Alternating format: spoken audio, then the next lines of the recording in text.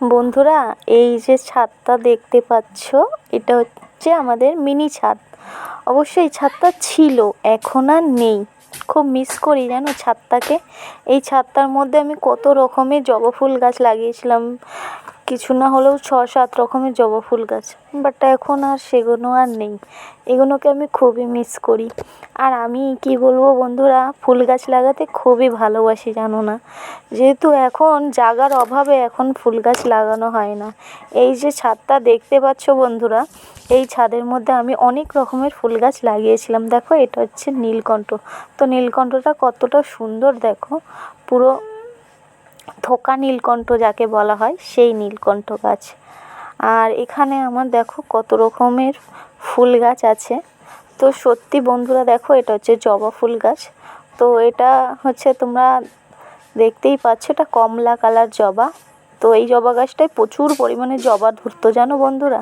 But এখন আর সেই জবা গাছটা আর বেঁচে নেই, জবা গাছটা মারা গিয়েছে।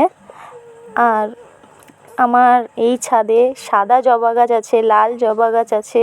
আর এইটা দেখো, এটা হচ্ছে পঞ্চমুখী জবা। তোমরা হয়তো চেনো পঞ্চমুখী জবা। তোমরা হয়তো লাল কালারটাও দেখেছো, গোলাপিটাও দেখেছো। তো আমার কাছে লাল কালারটা ছিল না, আমার কাছে গোলাপিটাই ছিল।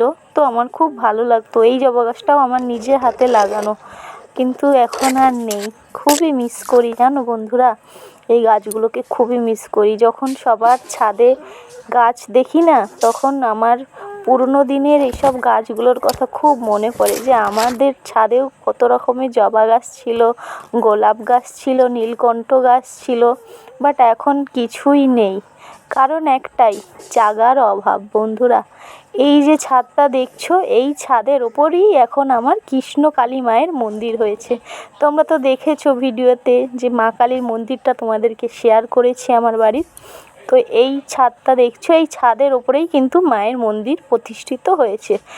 আর এই যে টাইমটা দেখছো, এই যে যখন ছাদটা দেখাচ্ছি, তখন আমাদের নিচে মায়ের মন্দির ছিল। তো মায়ের মন্দিরটা খুবই ছোট ছিল বন্ধুরা, কি বলবো, খুবই অসুবিধা হতো পুজো দিতে। এবং যখন আমাদের বাৎসরিক পুজো, মানে কৃষ্ণকালী মায়ের যে বাৎসরিক পুজোটা ছিল, মানে কালী পুজোর দিনই বাৎসরিক পুজোটা হতো, তখন খুবই অসুবিধা হতো লোকজন আসলে।